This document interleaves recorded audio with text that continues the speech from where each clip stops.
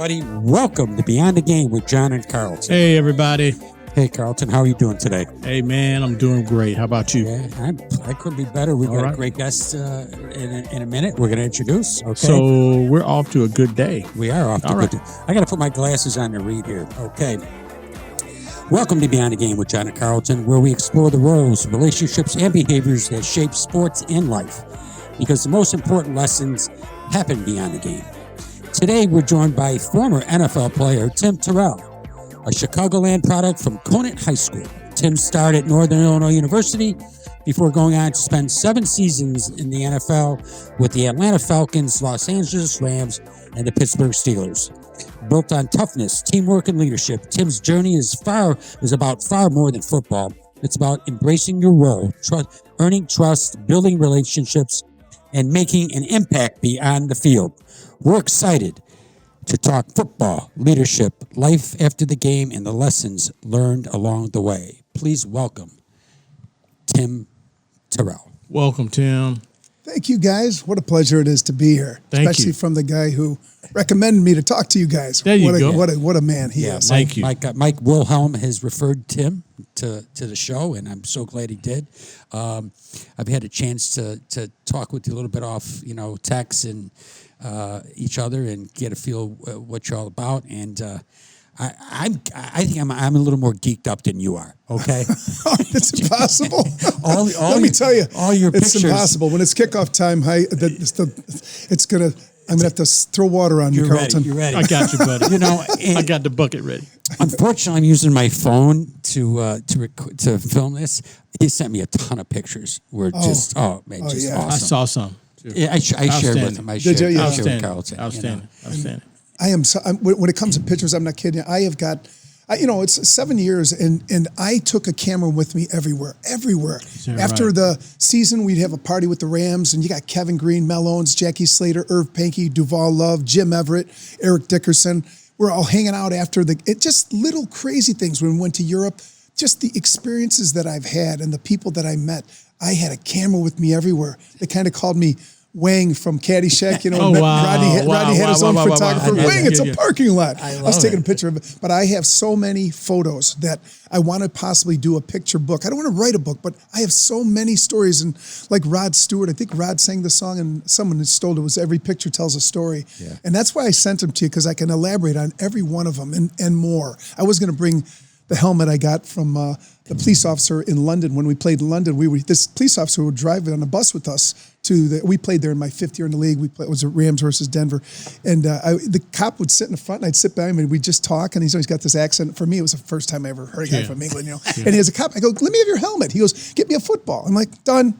So I got a helmet and he's got a football. Nice. So I got the real helmet, the Bobby helmet. That's awesome. Yeah. Well, see, that's the development of relationship. Yeah. We're all about roles, relationships, and behaviors here at Beyond the Game. And, what I love is that first of all, your memory, you remember almost everything. That I do. I mean, beyond it. I got to many watch hits myself. that you made. It took a lot too. Evidently, if I played that long, I think I had more that I was knocked out. I knocked them out more than I was knocked myself out, but I was knocked out a little bit too many times. He showed me a picture of him today with him on the field laying down. Park. I saw that. Cold. He says that. What was the Candlestick Park? We played it, and I hit Ronnie Harmon's brother on a kickoff. Hit him, good hit on kickoff, full speed, but I speared him and I knocked myself out. Again, I've done it many times. I'm not bragging. It's just just happened. No. Yeah. I mean, I've always been impressed with special team guys too. Yeah. Okay. I mean, but now you were a running back and you were a running back. Well, I was a running back in high school. I went to a junior college because I had knee surgery. That's my real quick story. Sure. And I decided to go to. I missed my senior year. Then I sat out a year and I went to night school. I didn't know what I wanted to do. I'm working at Dominic's. Right. And a grocery store, and I'm like, man, I heard there was a can I tell a real quick story? It's an amazing story. That's why you're here. So really, we all have this moment in our life, I think, that where we kind of crossed the street and our life changed because we made a decision to cross the street. And here's my story. My 5th year in the league, we played in London. And I'm a stalker AC/DC fan. From 1977 on, I've been a stalker fan of the band. I would listen to them before every high school, junior college, and pro game. We play in London. So I get off the bus and I'm walking through the lobby, getting ready to go to the bus. It was our first day when we got there. We were going to be there a week and practice in London and go do all these things and then play the game on that next following Sunday. Sure. I walk by and in the lobby, I see the lead singer, Brian Johnson. I'm like, no way. I ran over to him. I go, excuse me, are you Brian Johnson? And he hops up. He goes, I sure am, mate. How you doing? He's like 5'2". And I'm like, oh my God. I mean, of all the people I would want to meet in my life, because I would listen to these games. I'd be like, I was about to rock, fire. And I'm like, I want to kick off, So I get fired up and I meet him. And I met fancy people already. I met Michael Wayne's son and Donny Osmond, all these actors. And that's kind of funny. And so I go, Brian, what are you doing here? And he goes, you play football? I go, yeah, we play. And he goes, I said, I got to go to a meeting. We talked for a while. He go, I got to go to a meeting. Can I get your room number and have a drink with you later? So he goes, sure, mate. So he gives me his number. I give him mine. I go to practice. I come back about 5 o'clock. My phone rings and it's Brian. He goes, Tim there. I go, this is Tim. He goes, Tim, me and the boys are going to, this is the band AC/DC, 1987. You're psyched. Me and the boys are going to dinner. I wanted to know if you want to join us. How nice. You and the boys? So I'm like, yeah. So I do. I get 5 Ram hats. I go downstairs. There he is waiting for us. We take a cab with a friend of mine. One of the guys, Darren Long, played a guitar, and so I thought I'd take him. And I get there, and there's Angus Young, the guitar player, who's crazy, little guy. Wow. Malcolm, Harry Vanda, George Young. I knew everything about the band. The producers, Mike. So I knew everybody. So we become, he gives me his hat. We become friends. And the story behind Brian, though, so we become friends with the band in 87, and I'm still friends with them to this day. But I was at Brian's house one day, and I'm like, he was telling me the story. I go, Brian, so how'd you do this? He was with a band called Geordie, and Geordie was Northern England, and it's kind of, that's what they say, they have this strong accent, actually, and it's the Geordians or something they call them. I think it's a region in England. And Brian was telling me the story on how he got the job to play for AC/DC. Well, Bon Scott, I know too much about him, but Bon Scott died February 19th on my birthday in 1980. And so Brian got a call about the band decided they're going to continue on. Bon Scott, the lead singer's parents, said that Bon would have wanted the guys to go on, so they went on. They heard that Bon liked Brian. They had a German lady call him up there for whatever reason. This German lady calls him, and Brian says, I get this call from this lady in Germany. She says, may I speak? This is Brian Johnson. And he's like, he's trying to imitate. It was so funny. He goes, and she says, as a band wants you to audition for the lead singer of the band. And he goes, well, okay, who's the band? He goes, well, who's the band? And she's like, this I cannot tell you. He goes, I'm not going to go down there, and you don't even tell me the name of the band. And she's like, he goes, after a little while, she goes, all right, I cannot tell you the name of the band, but I will give you the initials, AC and ZDC.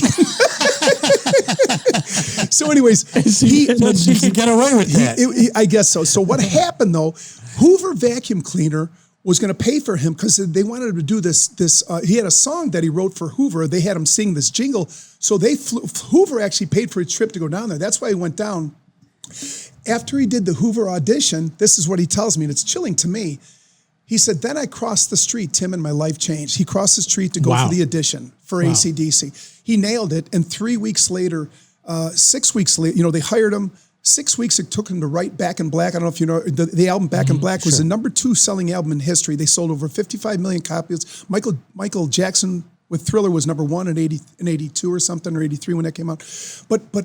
And I think of it, when I was at Dominic's grocery store, I heard that the coach from Harper College is going to be across the street over at this carnival, right on Gulf Road over here in Hoffman. Right. And I said, when I crossed the street, my life changed. I got with this guy, Coach Elizac, and he changed my life. And then I went with Bill Mallory. They were like a Woody Hayes, an Ara Parsegan, a Bo Schembechler, a Ditka. They were hard-nosed. My God, and they taught me nothing that I've accomplished. And I got a lot of awards, and just got another Hall of Fame thing for the region. But everything I look at, nothing that I did in my life, I did it myself. It's guys like Coach John Elizac, who not only gave me an opportunity, made me a quarterback. We had 4 quarterbacks. He goes, you're going to be our quarterback. I was a running back 2 years ago at my high school. He made me a quarterback. I got 12 offers out of Harper Junior College, full rides, 3 as a quarterback, 9 as DB, played quarterback at Northern. I won the MVP of the league. I won the MVP of my team. We won the California Bowl, one of the best teams, not because of me, but we had a team. Then I went on to the NFL. Chances of making it from quarterback to running back are 1,000,000 to 1. Not only I ended up making the team, they cut me, they called me back. I made the team my second year. I was the first alternate. I was voted the second best special teams player in the NFL. Went on to be first alternate 2 years in the NFL as a special teams player, was our team captain. So, and then, these awards and all this comes, but when I look back at it, it wasn't what I did. It's getting an opportunity and then them teaching you, listen, dude, don't go through life saying woulda, coulda, shoulda. Get it done. When I got there, and I'll tell you that story later, a little bit, but when I remember what Coach Henning said to me, which pissed me off, because he didn't know who I was. 2 weeks into camp, I'm going crazy, and I'm not really getting on any special teams either. So, anyways, I'm there, and then it just kind of snowballed from there. Every opportunity, I just did not ever fail because of lack of effort. While you were walking through that, what were you thinking? I just was thinking, I was intimidated in the beginning, but then when you're there and you see guys like a Billy White, Shoes Johnson, a Steve Barkowski, who's a great quarterback, Jeff Van Note, who played 17 years. I knew these guys because I was a kid they were playing, I was correct. And I'm thinking, wow, you're nervous. But then all of a sudden I run the 1.5 mile run, and I wasn't a runner, but I came in second place out of the whole team. I was in shape. I was like 3% body fat, but I was a skinny guy. I wasn't a big fullback, but I was aggressive. I got to the line, and when you're playing short yardage and goal line, when you're a fullback, the key is the size helps, of course, but you got to get to the spot quick because if they jump out of the way, it's just as good as a block on short yardage and goal line. They got to take you on. So I had this reputation of being incredibly aggressive. Now, I wasn't always. I was strong, but I was more quick and got to the target fast and I didn't love contact, but I knew that's my way of making the team. Absolutely. Nice. So it's just a switch that it was like a crack addict, I guess, if you ever, I've never done drugs or anything, but the hit that I got, the dopamine that would go through my head when I got to play was unexplainable. They talk about the switch, and that's what it's got to be. And I'm kind of like that in life too. I got to chill back because I'm like, dude, you're just too happy. I'm happy because I'm thankful. I'm so thankful for what I have. And my job now is carrying it forward to other people. Not brag about it, but carrying forward the gifts that God gave me. And that's this amazing life with stories that are so fun. I was a child with grown-up skills. And they paid me. Not much, but they paid you, Correct. You got a lot of energy. I got one question. Tell me what AC/DC thought of you knowing so much about them. Well, I didn't, it's kind of funny. I didn't think that they knew a whole bunch about me. I didn't get the chance to sit You knew and talk about to them. Oh, yeah. Okay, what was their thought? Like, who's this guy who knows so much about us? Are you kidding me? They had to be blown away. Well, Brian, I think it was cool. I don't think they really watched football before. No, I'm sure. So after I met them and sat with Angus is like 5'1". He's so little, but he's the greatest guitar. I just love his energy. He flies around the stage. And so when they didn't really care that everyone knows about them. They were just becoming huge then too. And so when we went after that game, I invited them all to my game, and they couldn't come to the game. So they finished their tour 3 months later in LA on a Sunday. We played the Saints that day. They couldn't make the game. I invited them all. They had a show that night. So they gave me backstage passes. That was almost, picture Wayne's World, okay? Getting those guys walking around with the passes. Yeah. I got these all access passes. I'm with my girl. She's smoking hot. Whoever this girl I did. I love it. I got these all access passes. And so I go, come on, Felicia, she was her name, and she was gorgeous, and she's like, so we go backstage after my game. I just played my game from 12 to 3. We drive to the Forum, and we get there, and Brian says, Tim just asked for Mike, so there's like 300 people in front of before the show, and around the stage or the area that I had to walk into, and then the guy comes, I go, excuse me, are you Mike? And the security head of ski comes over. He goes, yeah, are you Timmy T? I'm like, what are you kidding me? Timmy T? I go, I guess, yeah. He goes, come on up. He goes, Brian's waiting for you. I'm like, come on. So I jump up, and we walk a little bit. The doors open up. The first two people I see are Heather Locklear and Richie Zambora, who the guitar player from Bon Jovi. Sure. They were dating at the time.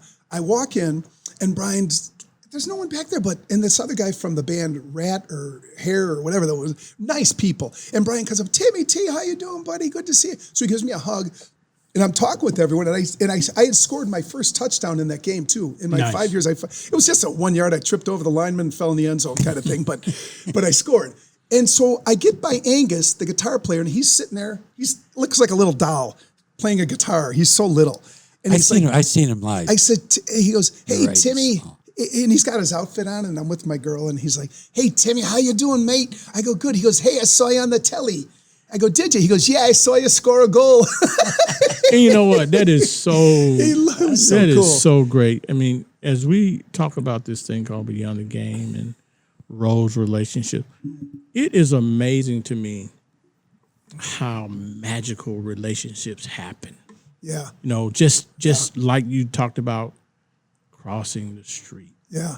Your life changed. If you didn't, I decided to make a decision to go meet Coach. And Brian decided to give it a shot. He wasn't, AC/DC was huge then, but it was just, and we all have those moments. Maybe not as so dramatic, but as I look back at it, I was thinking, gosh, that's what if I didn't? What if I continued to just stay out of football? And I loved the game so much, and I was okay as a high school player. And a junior college level, I guess I did really well. I really honestly didn't feel better than everybody. I just felt like a teammate. Do you think sometimes when we target sometimes kids who have promise, Yeah. and then we see kids who might not seem to have that promise? I've seen it where some kids get fueled all the time. You're good, you're great, you're going to do this, you're going to do that. But over here, there's a kid that's watching all of this and is fueling him to get even better. Yeah. Yeah. And I really love those stories because those stories are inspirational. Those stories are stories that make a difference. And it also makes people recognize I shouldn't put all my marbles over here. Right. But I do need to pay some attention to over here too. I just wanted to bring that point up. It constantly changes. I've been asked several times, and one kid I just talked to, this kid was such a great quarterback. And I saw it at all levels. I saw it, obviously, Pee Wee football, where I don't want to play anymore. Be like, oh my God, the kid's good. High school, junior college, I'm like, my God, one guy was a great receiver we had, and he just never went to class, and his career ended there. Right. He was, and unfortunately, and then at the college level, you see it, and then even at the pro level, I'd be like, oh my God, this second round pick, he doesn't even try at practice, and then he's got a bad attitude. Well, eventually, he's going to be gone quicker than he sticks around. I never understood that. I was so, and to the day I'm going to die, I'm so hyper motivated about life. I can't wait to wake up. I worked very hard after football. I was in sales, and what I did okay, but every day it's like, God, you got a choice, and you really do. It sounds so cliche, but you do have a choice, man. My choice was, I went through some hard times, but compared to what? Really? Compared to what? Nothing. And I look back at the bad things I did. I'm like, Timmy, you got a lot of shiesty stuff to make up from some of the stealing candy as a kid or some stupid little things I think about. But I just want to make the world a better place. How can I get that feeling of such gratitude? And that is, I get it when I'm helping somebody else. I get it when I know, like I do. I just took Dan Hampton. I sent you that picture. So I got Dan Hampton in the. I set up 1 million events for guys. I get them paid. I don't get paid. I don't want a cent. I get paid. The charity pays them, and Dan's amazing. He very rarely takes money, and he's so good. But we did the pet parade, 25,000 people. I drove a Bentley. But and when I was a chapter president for our NFLPA, what that is, we all have chapters through retired players, and you keep the guys up to date with what's going on with benefits for you and blah, blah, blah. And we have meetings and you have like 8 a year. Well, when I was there, we had already started a 501c3, but I kicked it up a notch. We were using someone else's status. So we got our own status. I got a lawyer to come in there. And I really got the guys in front of the community a lot and getting in front of them and showing them, look, this is about bragging. This is about, I remember when I met a kicker, and kickers aren't real football players. They're kickers. They're really not. But you meet them. I was so impressed. Tell Robbie Gold that. No, Robbie. No, I'm just kidding too. I'm just messing with you. Because they are. It is so great. We have had so much fun with some of the guys, but it's just that I realize that we have the opportunity to inspire. This is somebody. I was there. I lived it. I'm not bragging about it. I was there. So listen, there's a lot of ways to skin a cat, right? Here's what worked for me. If you'd like to listen, go ahead. If not. So it's like when I talk about motivation and inspiration, I can't motivate you. If you're not motivated, there's not much I can do. Right. Maybe I can inspire you with a story. Maybe I can inspire you to kind of cross the street. This is what happened to me. This is what happened to Brian. This is what happens to a lot of kids when they want to do it. To make it as a running back, the pounding and the beating and the harassment I took as a rookie, I'm like, I didn't ever look at it as like, I'm gonna, and I started knocking people out in practice, like walkthroughs. I wasn't supposed to. And then they'd chase me around the field, and I'd get in fights, and I'd make sure that fight was going to be broken up by lots of coaches because I was getting my ass kicked.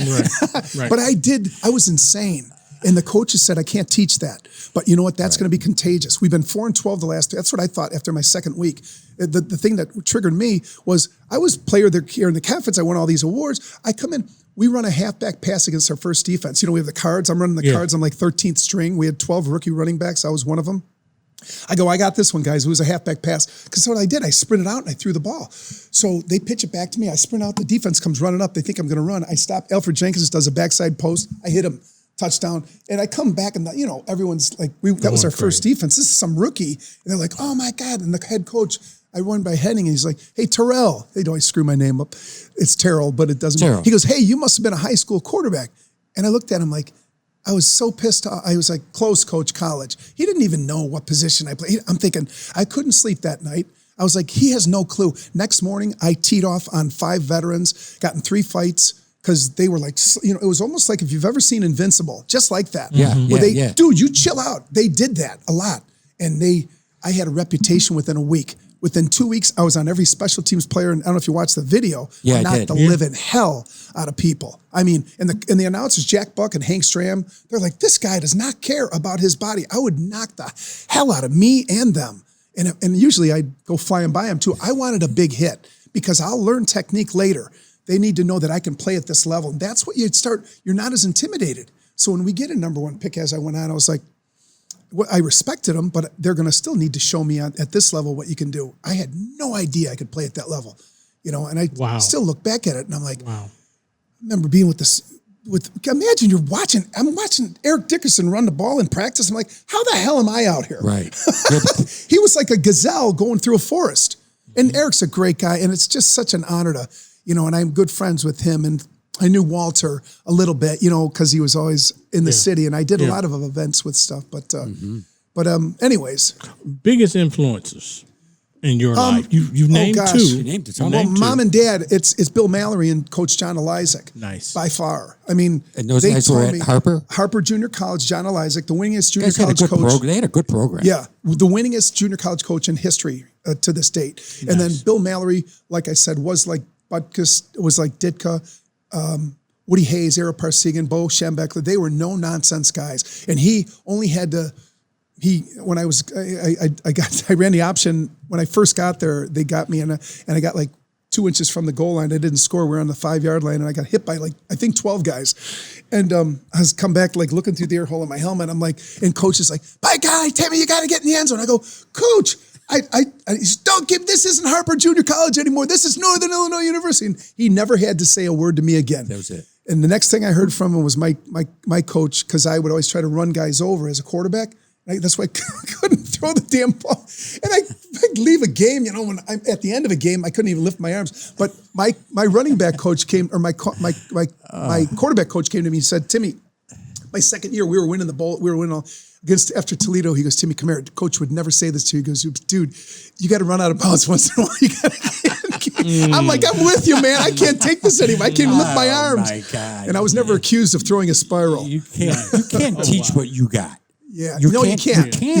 And some of the kids you can't. But when you're and it's like in business, it's like as a kid, as an athlete, and but then you're like, oh, I hope they got that other thing, that switch that goes up. That, you know, not all of them do. There were so many athletes that were so much better than me, but they just didn't even come close to the. You know, I could just keep going. I was pretty consistent with you're gonna. Coach Robinson before every game would always come up to me, and he would say, "Timmy, set the tone, buddy." If it was kickoff team, set the tone. I'm like, oh God, you don't. From the head coach, I might be. You gotta love that. Yeah, it was amazing. Do, you know, he was such. I just can't say enough great things about all my coaches throughout my NFL career. I had Dan Henning, who was amazing. Okay. And then John Robinson. I was with Buffalo in camp. So Marv Levy drafted me with the blitz, but I went NFL first. So then they picked me up, and I'm like, you have Tasker. But I went through camp with them. They cut me, and I got picked up by the Steelers with Chuck Noll. So I had some great coaches, Position coaches were excellent. Well, but how about being coached by those guys? That was amazing. It means everything. Yeah. So your first NFL game, if you can recollect. Minnesota, yeah. What was that like to come out of that tunnel for you? God, it was a preseason game, so we played Minnesota, and like I said, I had built a reputation up. It was 3 weeks of camp, and then you have your first game at the time.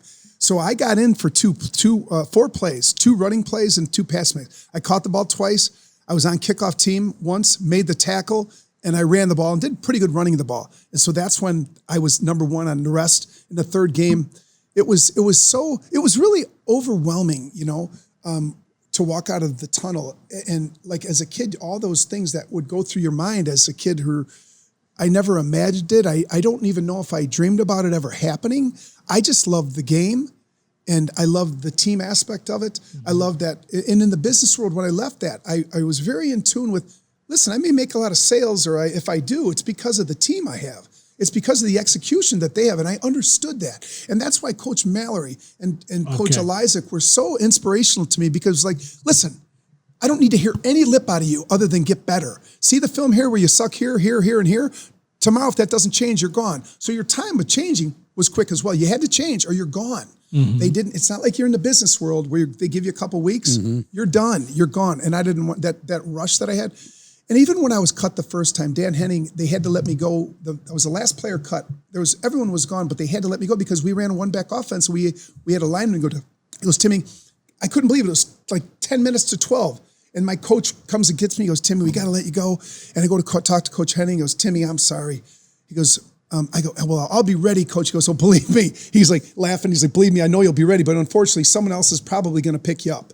So I went home for 3 weeks. I got called by Dallas, Seattle, and Green Bay. I went for tryouts because what they do is they want to see it. When someone goes down with them, they'll come and get you right away, those kids who just got cut. But he ended up calling me back 3 weeks later, and they got me in. And then, I played 2.5 years there and then 2.5 with the Rams. But nice. Everything about it was a dopamine rush. Nice. Let's go back a little bit. Let's go back to Conant and your upbringing, and tell us a little bit about that period in your life. Yeah, that's a good question, because I'm one of 7 kids. And here, my mom and dad were amazing. Our neighborhood was filled with kids. But so my oldest sister, Kathy, was mentally disabled. So she has, to this day, she's alive. She's 72. She's doing great. Clearbrook took care of her. She went through, so she wasn't somebody who could work at Jewel and Osco. You see some of the mentally disabled kids. She worked for, actually, with Clearbrook Center, what Clearbrook is, after they go to Kirk school. So she had to go to Kirk. A bus would pick her up. She's older. And, that was just really kind of a fun thing, because our whole neighborhood to this day loves Kathy, and their kids love Kathy. Yeah. I can relate to you. I worked with NSSED. Oh, okay. I did, for a few years, I worked with transition 18 to 22. Sure. Oh, okay. I'm so close to From Kirk to Clearbrook. right. In Markland. Right. I'm so close to one of the boys broken. Yeah, it's really neat. And then my brother Tom was a good athlete. Was wrestled a little, but he had literally had flat feet. He had to have surgery, so he was on crutches his whole great athlete, but on his whole college career. My sister Julie wasn't really an athlete. We're hard working though. All of us had great work ethic. My brother Mike, great athlete, good athlete. Didn't do anything in high school, college, but a good athlete, good softball player, baseball, kind of everything. Was a diabetic. So he fought that for his whole life. He still is at 21 years old, but fine. He's doing fine. Then there was me, and then my brother Joe, who was good, and my brother Pat, who's great, but Pat was born without a chin, and his mandible just split, and he had 2 holes in his heart. So he had heart surgery at 4. At 18, they built him they took a piece of his hip, and they built him a chin, and he's played soccer. He's a great athlete. He's a great guy. Now to this day, he's my biggest fan, and he's done great in school, and he's just getting ready to retire in a little bit. And but it was a family of, you'd think, issues and problems, but it really wasn't. Our neighborhood, we had 7. My neighbors had 10. The ones next to them had 7, had 6. The Patels, the Karrases had 4 behind us. Doyle's right next to us had 7. We were in a corner. Campbell's had 4. And Lawson's had 6. We were bombarded with kids. So we were out playing all the time, and Yeah. it was an amazing life. And it was not like Little House. It was, it was like that old school where you leave as soon as sun comes up and you come home when that's what we did. Gotta be there. when the sun's coming That's down. right. And we lived that. We had a park right across the street, but just in Hoffman Estates is where I grew up. Is that where you're at? Yeah, I grew up in Hoffman. And you were at Conant. All the kids went to Conant? Well, my brother Pat, he went to Conant as well. We all went to St. Hubert's, which closed last Saturday. It was the last. Yeah, I heard it closed, unfortunately. But through grade school, and Pat was the only one who didn't because of the speech thing. He needed they didn't offer the okay. speech thing. But, Okay. but yeah, we all were right in that area. Hoffman or Conant High School, St. Hubert's, all of us for the most part. And then, and then my brother Tom went to Western. Mike went to Illinois with me, Northern Illinois. And the others didn't go to college. But Okay. they're all doing pretty good. Beautiful. Mom and dad, mom died about 4 years ago. She was 93. My dad was 61. Was he a fan? Nice. He loved, I had to chill him out a little bit. He's getting a little bit too You had to chill braggadocious. him out? My dad, because my mom would say, you should see Tim. You should, I was the one Are you a chip off the old block or what? I mean, if you had a my chip. mom was pretty hyper. Your mom? Yeah, She was a blast. She was there's a million stories I could tell you. But my dad was very proud. And I would always have to say, Dad, chill out a little bit. My mom would say, honey, we were at a party this evening and Dad was telling us, or someone was talking about their grass and your dad says to him, yeah, my kid plays professional football in that type of grass. He had to squeeze it in somehow, Wow. But that's he was funny. kind of very proud. My friends would always say, it's cute. Well, why wouldn't he? thing. Yeah, Why wouldn't yeah. he? Well, it's a blessing, I mean, I'm it so is. humbled by everything. Well, I think you're you're what you talked about your family. You're going to be humbled by that. Okay, your sister. Yeah. Okay, it's going to make you. I mean, I can see where you're making every day, the best day you can. Absolutely. Just by growing up with kids with handicapped or Exactly. a chin issue. Yeah, we do a lot of stuff for Clearbrook. So we do poker. I mean, yeah. oh my It's a God, great I got Emery organization. Moorhead. I'd get like 10 guys. Yeah. These guys would all do it for me. I've done many things. I won't go through all of them, but where guys, I didn't get them. Sometimes they get paid for some of these big corporations, a little something, nothing Sure. much, just gas money or Stipend, something. stipend. But we did that, and we were poker. They'd have a poker night to raise money, and they just had so much fun. But I would always get the guys to do something, and a lot of it they get paid for, and I seek it out, like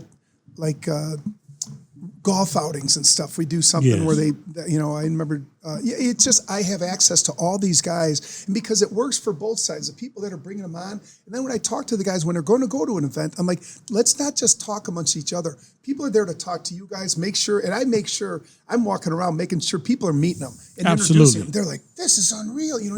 I just had Doug They love it. Plank and I are great friends, and Doug comes in town, and I said, okay, because everyone says, when he comes in, can I go out? So I set up a dinner, and we had 25 people and 50 showed. And it was ridiculous, but they all had an amazing time. Because when people meet Doug Plank like me, you should see the reaction. It is the fun. It's like little kids. They're like, are you serious? You're Doug Plank? It's so funny the reaction they get. Yeah. Because Doug lives in Arizona, but he comes out here a lot, and he stays with me all the time. His wife's amazing.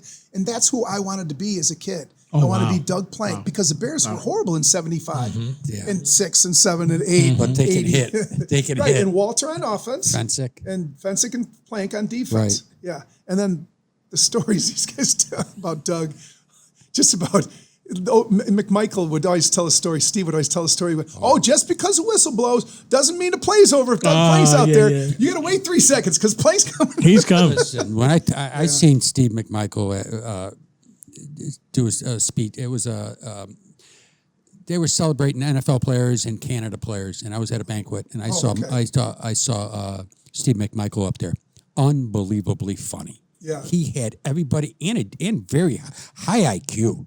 Yeah. High IQ, great guy. God rest He his soul. was a great guy. God I did a rest lot his of. soul. He was, and Dan Hampton's amazing. You Yeah, should see I Dan. heard and a lot of Gina. good things about He Dan, too. tells a great story about it wasn't just one head coach. It was Ditka and Coach was a defensive coach. What's Buddy Ryan? Buddy Ryan, yeah. That was not one. That's why they both got carried off after the Super Bowl. They were in both 85. head coaches. They were both amazing, and you didn't mess with the defense. Ditka didn't have a lot of say, is what Dan always talks about. Yeah, what they were Mike didn't gonna like do. that. Mike Right, didn't not at like all. that. Yeah. The respect for Buddy Ryan and that defensive squad was off the charts. It was just, they ran a 40. Yeah, that's right when I was my rookie, we played the 85 Bears. So one of my favorite photos was when we played the 85 Bears. So can I tell you my Jim McMahon story? Yeah, I was going to say, tell it. Did you hear that one? You told me. So I'm going into my senior, I installed carpet my whole NFL career. I installed carpet in high school. I worked at Dominus and installed carpet. So and that's not easy. That's a tough job. Tough. You're killing your knees. Oh, yeah. So I'm going into my senior year at Northern. And my buddy's dad, Louis' father, is a plumber. And he says, Tim, my dad's doing the plumbing work. Jim McMahon is redoing his house in Northbrook. Blah, blah, blah. I'm like, really? I go, does he need carpet? He goes, so anyways, his dad sets up an appointment for me to sell McMahon carpet and install it. I'm like, oh my God. So I'm in awe. So if you've ever seen Saturday Night Live when Paul McCartney is getting interviewed by Chris Farley, Chris Farley's all intimidated. He's like, Paul, remember when you said live and let die? You didn't die, did you? And Paul looks at him, something along those lines. He goes, no, Chris, I'm right here. He's like, and then he starts punching himself in the head. I love question. I love Farley. I was feeling like that when I went there. I got 2 footballs in the car. I want him to sign. I'm driving to his house with some carpet samples. And this is before my senior year at Northern, before I won Player of the Year, all these fancy awards. And during the summer. In the summertime, just before we went into camp. And so I bring in my little Berber samples to Jim and Nancy as his wife. I walk in there, and it looked like almost like a glow. I was like, oh my God, Jim McMahon, because he got there in 82. He'd already played 2 years. He was already the punky QB, a big legend. And I'm like, hey, Jim, nice to meet you. Nance, these are the samples. I went down. He goes, go ahead and measure. So I come up. He says, you got the job. Now let's just schedule it. And I go, okay, that sounds great. Nancy, nice to meet you. Nice to meet you, Jim. Right. I stand up to walk out of the house, and I get by the front door, and I'm like, got the footballs. Right. So I turn around real quick. I go, Jim, wait, before I leave, would you sign my balls for me? Just like that. And he's like laughing his ass off. His wife's Jim laughing. McMahon. She's like, sure, Tim, you want me to sign your left one or your right one first? I'm like, no, I got 2 footballs in the car. He goes, go get the cars, go get the balls. So he signs the balls. Anyways, fast forward now, I make it in the NFL. I haven't talked to Jim since that day. I'm out there on the field. Did you see that picture where I was out in the 50? Yes, I did. So it's Walter Payton, Jimbo Covert, Sean Gale, Gary Fensick, and Mike Singletary. Wow. It's me, Gerald Riggs, who's a legend, and Rick Bryant. We're our team captains. We shake hands, flip the coin. I start to run to the sidelines, and I hear this, Timmy! I turn around, and McMahon's halfway out in the field. He's like, what the F are you doing here, dude? I said, I made it, man. I made it. It's like, holy shit. So Tyrone Keys tells me, and so does Jim. He goes, the whole game, as they beat us 36-0, as they're beating our butts, he's like, that kid was putting carpet in my house 2 years ago. And now, 83, What a 82 story. years later. It's great. I mean, who would have thought? So things like that, I was just like, what a dream. That is. And I'm great friends with Jim now. We actually auctioned him off for dinner, and for our H Foundation, got like $8,000, and they had to. I set the whole thing up with restaurants, and it's just. It's surreal. It is, isn't it? It is. And he kept, and then we took a ton of pictures afterwards, and He was probably more blown away than you were. I think he was. Well, I think This guy just laid carpeting in my house. He's like, Tyrone Keys and I are great friends. Okay. Tyrone talks to me all the time. He's like, Timmy, you should have seen when McMahon was doing it. He still, every time I see him, he tells me it. And it's really, how cool is that? And then I became really good friends when I came home in the offseason. That's great. Yeah. Well, you've made a lot of relationships running the NFL. NFLPA. Yeah. Yeah, well, even outside of that, I just do. I make a point to. I call like Eric. I call Willie Galt. I'll call some of the high-end guys and see what would it take to get you to come, because I have access to all of them. Sure. When I was in business, I worked for a company called CSC. We're the largest crowd management company in the United States. Event staff, they're everywhere. Right. And I was a regional sales manager. I was in charge of the nation for 3 years. And so one of the things that I would do, for instance, I wanted to get a hold of Tom Osborne in Nebraska. Yeah. So I know Vince Ferragamo. I know tons of guys who played for Tom, but I called Vince because I know Vince. And I said, Vince, I'm trying to get my job was to set up an appointment so that they could pitch, because there's a lot of liability when they try to do all the ushering, the ticket taking, the suit. It's like Andy Frame is what they do, but they're the biggest. And we wanted an appointment there, so I told him, I said, I'm going to write you an email and I want you to send it to Tom Osborne. And it started off more like this. I said, hey, Tom, Vince Ferragamo here. I want you to meet Tim Tyrell, who's a former NFL guy who works for CSC, the largest crowd management company. And they hire a lot of kids that don't go pro or go out of school to work for this company, which we do, to work security. Sure. They can become managers. Right. So we start with that, where this is for the kids, but we really want to get a pitch to them as well. So, but we also, and so he would send that, and boom, I got an appointment. My job was to get appointments. I get a lot of appointments that way with Emory Moorhead, and I did it at Colorado. I got a hold of Emory. Emory knew the AD. With Michigan, same thing. I knew Mike Holman, who knew the AD. He called him for me. And kind of half of the battle in sales, if you're not in sales, is just getting the appointment, getting the opportunity to give your pitch. Yes. And that's what I did. But I leveraged that. But I always made it work for both sides. The same with when I'm doing a restaurant, when we're going to have dinner with those restaurants. So I called McMahon, Jimmy, would you do this? Yeah, I want to give you this much money. The restaurant, I would say, look, you're going to have Jim McMahon here, Prosecco's. And he's like, hell yeah.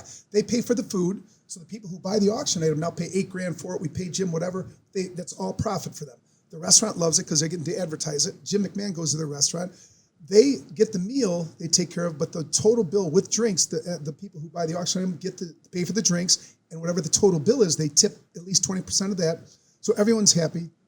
And then it's a win-win. So these auction items for that, I gave away a little secret there, but that's a great auction item. That's a good way. But you got to you can't do it in an area where they don't maybe have the kind of money. When we do it at our function, I'm one of the board members for the H Foundation. We've raised over $300 million for the Lurie Cancer Research Center.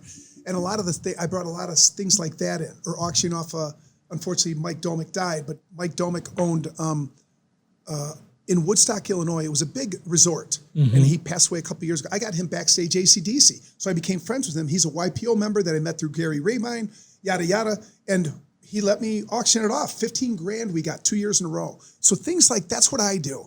I leverage that context, but it's cool for them because they're like, this is awesome. We like the players. It's a beautiful thing is what it is. It's a blessing. It's a blessing for me, and it's a way for me to, give back. I don't want any credit for it. I don't do this for recognition. I do this for, God, thanks for giving me this life. Yeah. How could I have this much fun? And I get to everywhere I go. And you get a chance to impact people. And yes, right? I was impacted. Just like these special organizations that you work for, they reap huge benefits. And I'm blessed to be able to do it. Not everyone's good at throwing a party or going to it. I'm pretty good at both. I can throw a good party. I can go to it. A lot of the guys are just good at going to it. And that's totally fine. So recognizing those guys, you do it when you need kind of bodies to, this is former players. There's a couple guys that are just shy. They're just shy and they're not as outgoing as me. But I get it. And it's not about the players. It's about, you're going to meet these players. You're going to meet this kicker. And when you get a guy like Dan Hampton or Jimmy Mack, who tells a great story, or anyone who can speak to, we used to do a lot of stuff with Otis Wilson. Yeah. Oh. Question. One of the things that I have learned about Chicago, I'm from Georgia, but I learned this about Chicago. Chicago loves its athletes. Yeah. We do. They embrace their athletes like I've not seen any place because I lived in Arizona for a while. Yeah. So in Arizona, that's a mini Chicago, isn't it? Yes, it is. Now a lot of athletes are in Chicago, are in Arizona now because of the sun and wide open space and those kinds of things. But when you see them, it's just different than when you see them here.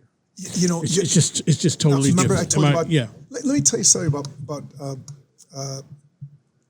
Doug Plank. So Doug and I hang all the time. I brought my car. I have a classic car that I bought in Atlanta in Woodstock, Georgia. I bought a 62 Corvette that I still own today. It's so beautiful. Well, Doug was in town, and we looked like we drove that. I had to get something repaired, so we drove all the way out to Gilbert's, on the way home, we stopped at a restaurant that was there, and we walked in and parked it in this spot. When we're walking out back to the car, a police officer had parked right next to my car. I go, hey, watch out for that car. I was kind of joking around. Right.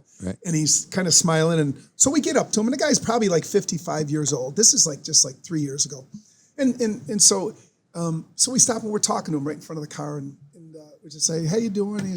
We're chatting a little small talk. And I said, by the way, so does this guy look familiar? Because he was I asked him, are you a sports fan? He goes, yeah. You could tell. Right. I go, to Plank. Sure. Does this guy look familiar? And Doug's just standing there. He's like, yeah, kind of. I go, Doug Plank. That's all I said. You should have seen this guy was like a 3-year-old. Right. He's like, are you the cop? He's in uniform. Right. Are you kidding me? Yeah, You're Doug Plank. When I was a kid, I wanted to be, he was repointing everything. Yeah. When I was a kid, I wanted to be you. You're really Doug Plank. And he's like freaking out. And I did that like to 10 different people. and it's almost the same reaction. He loves the reactions of everybody. Oh my You God, do. You love the I love reactions. it. He likes the body language. He does. He does. It's like the guy was so funny. He was like, oh my God, when I was a kid, and he's telling us, they tell you a story. I wanted to be you, went outside. Who's going to be Doug Plank on this play? It's just so It's cool to amazing. see. And Doug is the most humble. He Yeah. is, oh my gosh, he's just so humble and nice.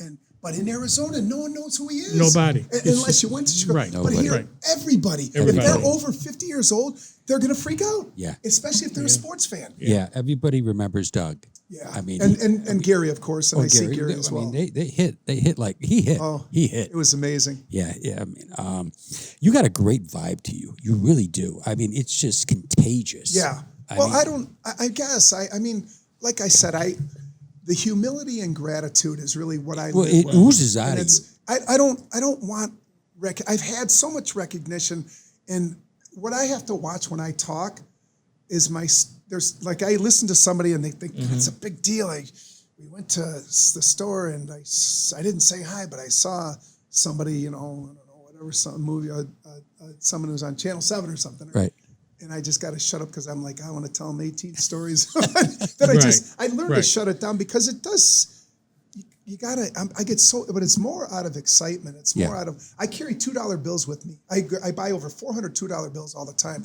I do that, and I bought bottles of Boone's Farm wine because as a kid we drank Boone's Farm. Is that still out there? It's still out there. You got to order it though. It's a special thing. Don't steal my thunder here. Oh my so God. I go to restaurants or anywhere, or little kids, like when their parents are there and I go, do you mind if I give them a little something? I show them it's $2 bill. I have like 20 of them. I have them in the car now, but I have one now. Yeah.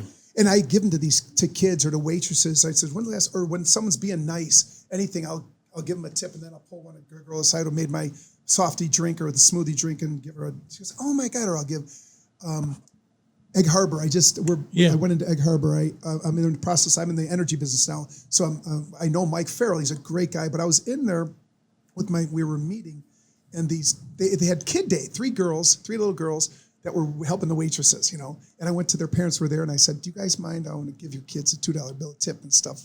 So I did, and the joy of that little thing, of that, a $2 bill, you get, because you don't get them a lot.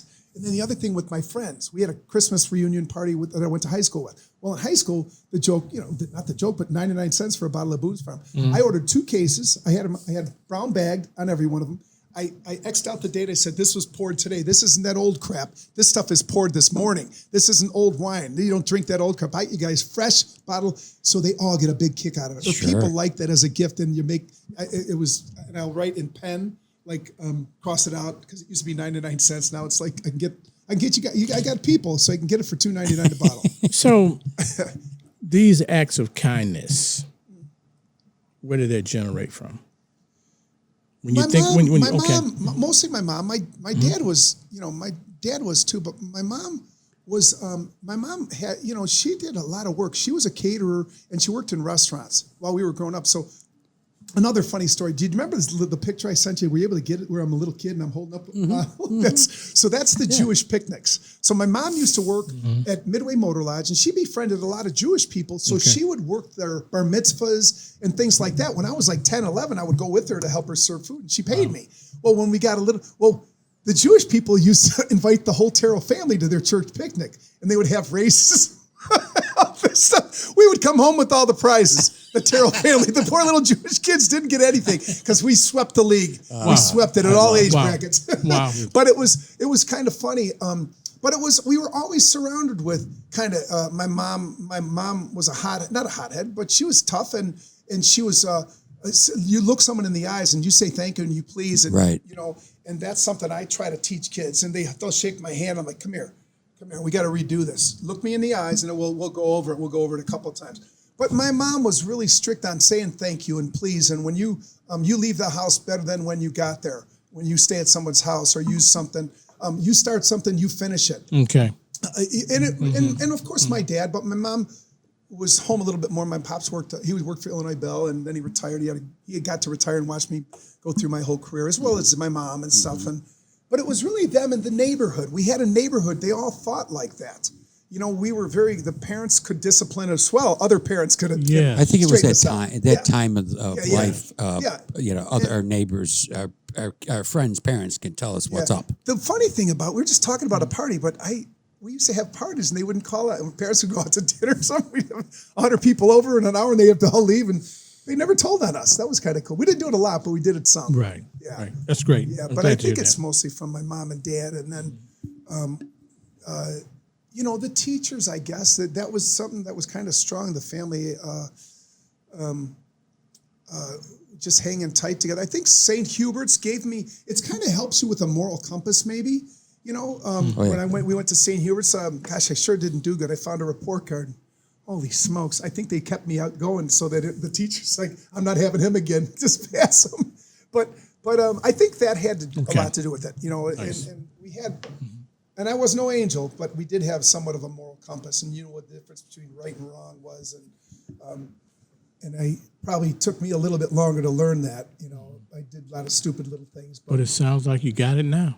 I hope so. Yeah, I know. think I just you got want it. to inspire as many as I can. And it's my way of thanking God for just giving me this life. It's just, I like Tyrell Keys, I could go on of what he's done. He's got a company. He's got a charity foundation called All Sports. Oh my gosh, what he has done out there in Tampa, Florida is where he's been living for 30-something years. Just amazing at what they do. And I'm just shocked at what others do. And I feel good with doing the best that I can. Because if I know that, like in anything in life, if I know that I didn't fail because of lack of effort, I gave it my best and it wasn't meant to be. If it doesn't happen, if it was, it does. So I'm comfortable with that. Nice. If Tyrone ever comes in town, I'm going to get you someone when Doug Plain comes to town. We'll get him here. Oh, absolutely. Nice. That'd be awesome. Yeah, we'll talk. We'll get a lot of different ones. You got kids. You have kids. No, I've never been married. Never been married. Gotcha. And now listen, love gay people, but let me tell you a quick story. This is funny. My mom would mess with me. We had 7 kids. She had 11 nieces and nephews. And so my mom calls me up like she was 85. She died 4 years ago. She died at 93. So it was about 10 years ago, a little over. And so on a Thursday, I get this message from my mom to say, hey, honey, it's Mom. I just want to give you a buzz and see what you're going to be wearing Sunday. This is a Thursday. And so I'm like, I get the message and I'm like, okay. I call her back. I go, Mom, yeah, what do you mean? What am I wearing Thursday? She said, the Gay Pride Parade is Thursday or Sunday. I want to know what you're going to be wearing. Oh, so he thought No, she didn't. She would just mess with me, And so I would said a few things to her. It was pretty funny. And when we'd have meetings, my mom came to a couple of our NFL meetings because we'd have a dinner afterwards. Sure. And she met a few of the guys and I was messing with my mom. I said, Mom, when are you going to start? Because my dad had died a long time ago and she never remarried. And I said, Mom, when are you going to, when do you go get back out there and train some of these, teach these 87-year-olds how to have kids? Something like that, And the guys say, you can't talk to your mom like that, but she got a kick out of it. Yeah. That's hilarious. But my mom was funny. Relationship. Yeah. It's all about that. What's your the H Foundation? Is that what the H Foundation is one of the charities. So you've got a number of them, right? Yes. That I'm asked to do a lot of different ones. Mm-hmm. So I'm involved. I'm not on the boards with a lot of them. I'm on the boards with some, but a lot of this stuff, like I got a call today from a guy whose brother was a police officer and committed suicide. I met him at the Bears training camp. I met him through a guy who owns P4 Security. It's just a cool organization. They do security nationwide, but they do the Bears, and and this kid just has a brother, and I can get people. I had my friend Jimmy Gala, for instance, had a poker group in his neighborhood. His buddy's kid was dying of brain cancer. He said, this was 3 weeks before the event. So I'll do stuff like this. And this is how I can help. So we're sitting in the sports bar in Itasca, right on Devon. It ends at Devon and 53. I forget what it's called. Devon. It's a nice little sports bar. And so Jimmy's like, Timmy, I want to do an event for so-and-so to help the family raise money for the kids. He's got brain surgery. And what had happened is Mom looked at his Facebook page and said, your lip is dripping, get to the doctor. He went and he had a brain tumor. But anyways, he lasted, and he ends up unfortunately dying like the day before Christmas. But 3 months earlier, we have this event. I got a hold of 35 NFL players. I got about 30 there. We had the sports bar right there. Real Time Sports, yes, sir. Yeah, we're at Real Time Sports, and I said, so we're sitting there talking. Jimmy and I are talking. I called the manager over, and this is exactly what I said. I say, hey, Tom, this is my friend Jimmy. Now you probably see him coming here all the time. I said, I'm a former NFL player, and one of we had a buddy of ours whose son has got brain cancer, and we want to do a fundraiser. We'd like to do it here. We'd like you to donate the space and maybe buy the first round of drinks or something. Boom, yes. Just got to ask, and it's how you ask. I maybe didn't say that, but initially he took care of us. So we got the space. Then I called all my guys. I told them, this is my buddy. Come on now. They all 30 of them show up. Wow. You know, we got different auction items. We ended up raising $15,000 after expenses. We gave the family $9,000. I met the family. I went at the funeral. But it's things like that. I was able to get 30 guys there. They showed up because they know my intent, and they like that. You know, they want to give back. They don't want anything for it. They fed them. You know, we fed them. Sure. But it's things like that. So it's some of those things. Give it back. This kid is this another gentleman they do a charity. I can get them on. So I'll just call on my people. I don't get paid. Most of the time I don't get paid. Some people want to pay me a little something, but I'm like, no, just take care of the celebrity and I'll make it happen. So I do a lot of, so if you guys have a charity event, let me know. And Yeah, and if there's any charity events you wanted us to mention on here, we sure will. Right, if they have you come out to our absolutely. Our NFLPA golf outing, Oh, sell out. love to. That's in Bolingbrook. Let me talk to Reggie and have him talk to you guys. Reggie handles it. Reggie Smith is a former player, and it's just done an amazing job. We sell it out every year. So we fund 8 $12,000 scholarships, and we identify 3 youth football teams. They each get $15,000. It's really cool. That's one of cool. the others. This is for me to hear about anyone giving back. You know, charges me up. But when I can hear about retired professional athletes dropping whatever they're doing because you called them and said, hey, listen, we got this situation, and they showed up. This was yes, they showed up. They showed up? Oh, yeah. Relationship. Yeah, it's understandable. I really appreciate that. I appreciate that. I just wanted to express that. Oh, well, That's thank beautiful. you. It's such an honor to have these relationships and to understand how to use them in a way that's inspiring, and that I think it's not that I have all the answers, but a lot of guys don't know how to do it. It's not their fault. I am good at that. I've always been good at bringing people together, but I was like, how do I do it? Because there's like a void, and like, how can I still see the guys and we can still do all this? And we get invited to a ton of things. Nice. You know, I got the John Daly golf outing I was supposed to go to yesterday, but I got a couple players. I got Frank Winters and Tony Kukoc who's going to. I can get these guys, and they'll pay them. And the Walgreens Classic. They want me on the board, but I get some auction items for them. That's for these are for it's some beautiful organization that it's for kids that are adopted. You know, and they go from Mexico. It's just the guy who runs it you're just like, God bless you. God bless for having people like you in this world. He's just such an amazing man, and has been doing it for years. And there's a village that they got on with this bigger organization now, but for like 15 years they ran it themselves, and now they're with a bigger one. But it's all about just giving back. It's fun. You're still out there partying, but you're just doing it for. And I don't drink or smoke, or can you imagine me on liquor or anything?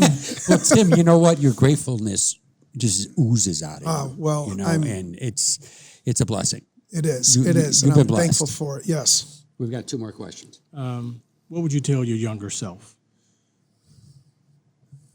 Pretty much what was told to me. Don't ever fail because of the lack of effort. Ever. If you do that, you know that it was or wasn't meant to be. And don't steal candy when you're in 8th grade over at Osco. That's a good one. I was a little bastard. Excuse me. That's okay. Don't steal as much candy as you did. I Take love one it. thing once I in a while, love but it. not so much. Not all the time. You had a stash, huh? Okay. I don't know. I was just a little I brat. got a stash. I got my own candy stash. John, your question. Last question. Okay. What does Beyond the Game mean to you? Your identity isn't the game, though it tends to be with me. So it for me, it would mean just take that identity and leverage it to making the world a better place. You know, I mean, inspire like I think that I try to do. And again, I don't know. You know, when you give people money or give people something, it's kind of cool. But when you've given them something like this, the opportunity to meet maybe the person you idolize or that inspired you, or to experience something like going backstage. I've had my family and friends backstage AC/DC, and they're all freaks like me. And the life experience, and they still talk about it. Remember when we did this, and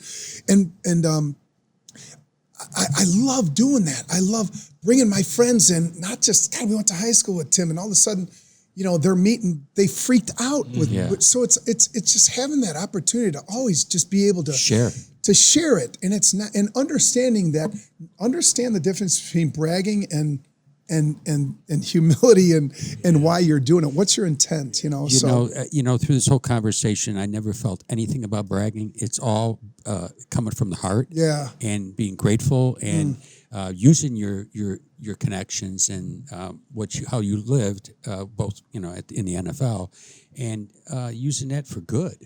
Using it for good. It is. Jimmy Everett just called me the other day because I got hacked and Merrill Hodge, remember Merrill Hodge? Oh, sure. ESPN, I played with Merrill too. Sure. I got hacked and they got a message that said, "Hey, little buddy," because I call everyone little buddy, so they call me little buddy. Everett's like, "Hey, little buddy, it tells me here that you have strep throat, and do I have a prime account with Amazon or something?" I'm like, "What?" And then Merrill Hodge sends me a message too. It's like, "Timmy T, are you okay?" But to him, I'm like, look at who called me. Look who's like. But unfortunately, I didn't send them that message. But they reached out, and a couple other players did too. It's like, oh, this is who gets a call from those guys? That's kind of cool. We could talk to Tim for another 2 hours. Two more. You got to come back. We'd love to have you. I'll get you some guys. Share.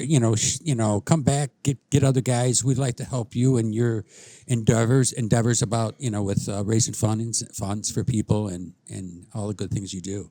Sure. Yeah, you've done enough. This is awesome. I love what you guys. We're just what trying a great. to. You guys, it's only been 3 or 4 months you guys been doing this? Just a we've few been months. at this Good for you. What a good team. Yeah, thanks. And for those out there who don't know what they look like, these are 2 handsome young men. Wow. There was no question. They did some radio runway modeling in their day. I'm a radio host, okay? I'm a radio I did some host. hand modeling. We'd always joke with our friends. Yeah, I was a radio hand model. One of the young men that's working with us is a graduate of Northern. Oh, is he? Yeah, he works with us. His name is Jaden Dolphin. Jaden Dolphin. Oh, is he doing? Is he going to? He's helping in this us. industry. He's helping us. He's a teacher. Okay. He's a teacher in CPS right now. What inspired me to ask? I met him I met Jaden in my building where I live, and I was in a whirlpool, and he was in there, and I just struck up a conversation. I knew his mother, and all he had to tell me was that he was a Maine West football player. He was a defensive back. Nobody wanted him. Nobody recruited. He walked on at Northern, okay, and they immediately made him a linebacker. He started all 4 years. Wow. Must have been. He was a cornerback or a strong safety? Safety, cornerback. Okay. And he's probably about 6'2". Yeah, he's got. What's his name? Jaden Dolphin. Okay. Amazing. And we just sort of fell in love with this kid. I did, just based on the fact that he was a walk-on and he made it like that, and just a lot of good young character. Oh, amazing! And so I told him we had you on. He goes, "Oh, really? He's a stud he's a legend at Northern." So I don't know about that. They're talking about you. I don't think you stole any candy at Northern, though. No, sir. No, Coach Melly. The only thing I pissed him off one time, that was it. That was enough. Yes. All right. Well, man, what a great time. Thank you guys so much. It's been a great show, Tim. Thanks for joining us. Wow. We really appreciate it. Wow. It's been an awesome show. Actually, he's been he's the record. That's okay. We love it too. All I'm going to say is keep blessing people. Keep blessing people, man. Yes, sir. All right, this is Beyond the Game with John and Carlton signing off. Thanking Tim Tyrell. Thanks, Tim. Thanks, John. Thank you, guys. Till next You're amazing. time. Okay. Thank you so much. Next time. Everybody, good night.